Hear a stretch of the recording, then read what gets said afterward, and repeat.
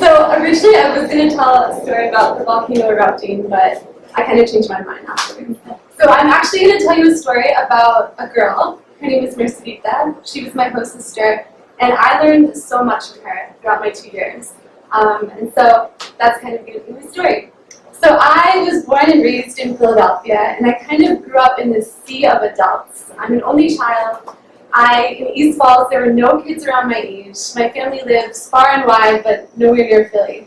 And so I always kind of grew up wanting a sister, a big sister, someone I could confide in, someone who I could talk to, someone to give me advice. And I never really had that. So as I grew older, this want for a sister kind of waned, and friendships, especially high school friendships, kind of substituted that void. I even joined a sorority in college, which is like kind of really out of character if you actually know me. And so by the time when I was 22 and I was going to Nicaragua, when I was going to the Peace Corps, it was almost ironic that that's where I found my sister. And so I remember the first time I met Mercedita. I was in Chilica. It was this small, dusty, peanut farm-filled town with erupting volcanoes.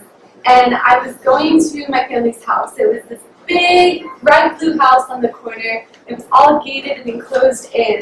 And as I'm getting closer and closer, I can see that the door is like slightly opening wider and wider. And there's these 4 little eyes that are just staring at me. And by the time I get to the entrance, the door is completely open, and there's these 2 kids right there. There's Angel, who's 7 years old, my host brother, and Mercedita, who at that time was 10 years old.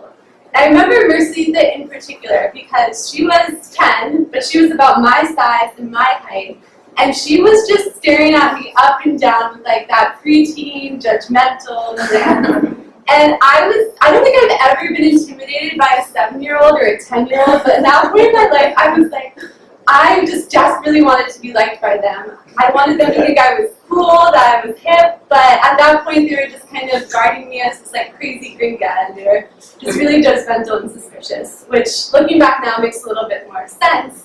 And so for the first few months, that's kind of how it went. We just kind of were getting along, going here and there.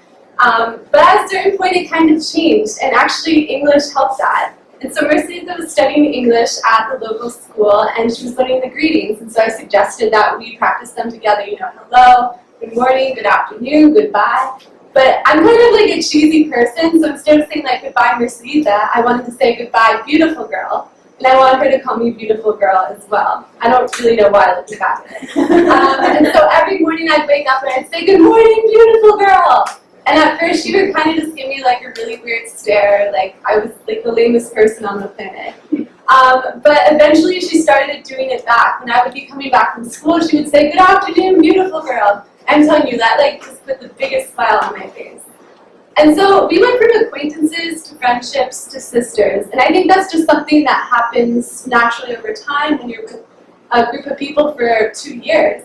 And I had this familial bond that at that point in my life was only extended to a very few select amount of people, but now extended to my host family, especially Mercedita. I felt like I was her big sister. I wanted to protect her when Angel was annoying. I wanted to show her that vegetables were not the devil, they weren't evil.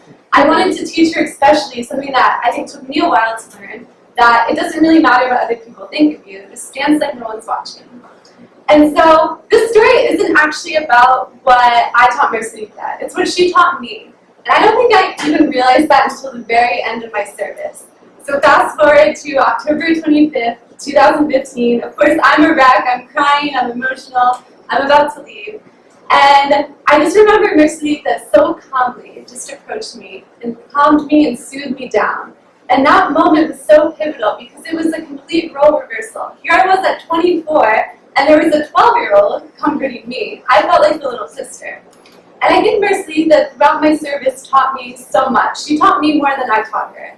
And she especially taught me about perseverance. In Spanish we say, seguimos adelante. It means just like keep going, keep trying, don't complain, don't give up. I think it's something that every Nicaraguan learns by birth, but I think Mercedita exemplified that in when there were volcano eruptions, when my host mom got sick, when she ran the house practically. She just had poise and grace beyond her years.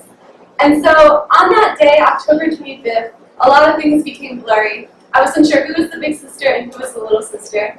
But when I left, the final thing that Mercedita said to me, she looked me directly in the eye and she said, "Goodbye, my beautiful sister." So thank you.